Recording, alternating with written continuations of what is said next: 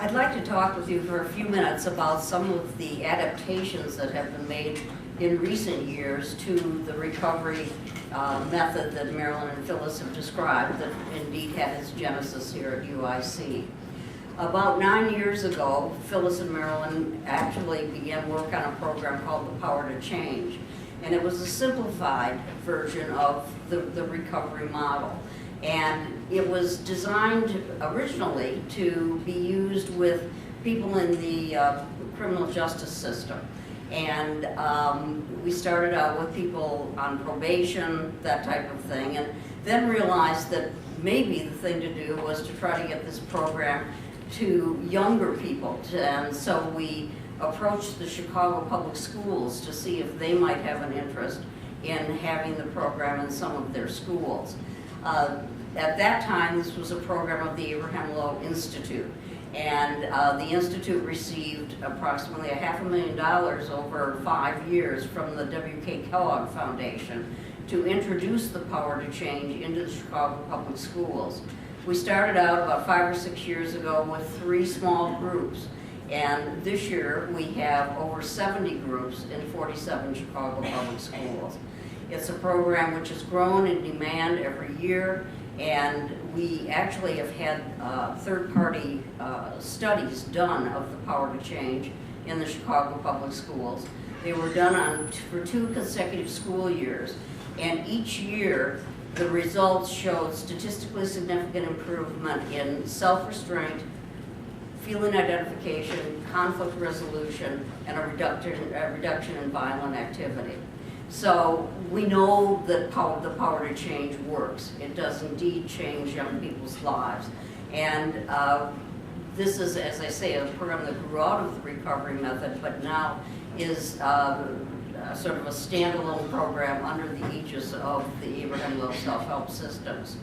We've also very recently simplified the original Recovery Incorporated or Recovery International program and developed a program called RI Discovery. And it's really just as I say, a simplified version of the original method, perhaps more contemporary language, shorter in format. And we have been utilizing these programs since the first of the year and already have 33 RI Discovery groups up and running. So we have no intention of discontinuing the traditional RI groups. They have for over 70 years, as you have heard, served the needs of people who have used them. And we plan to offer both RI and RI Discovery and essentially give the consumer a choice as to which program best serves their needs.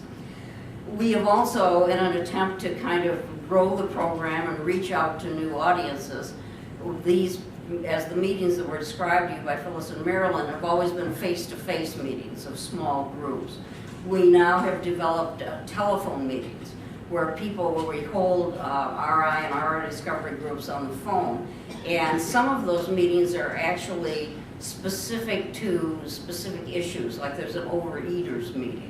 There's a meeting for physically disabled. So some of them are geared to specific populations. But this really reaches a group of people who either don't drive, don't go out at night, are disabled, for whatever reason, can't get to a face-to-face meeting.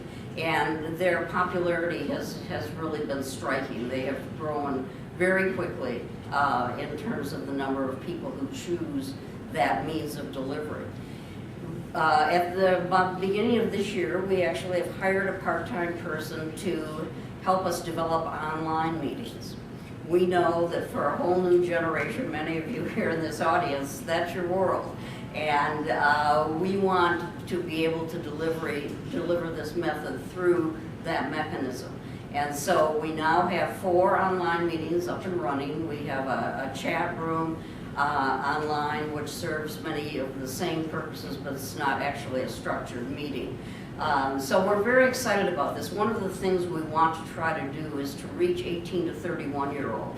This is a program that, because it's been around so long, a large number of the people involved in it are older, and our concern is, without reaching out to a younger population, that ultimately the program would go away. So we are trying to, as I say, develop new means of delivery, and we're also targeting specific populations to deliver the program to.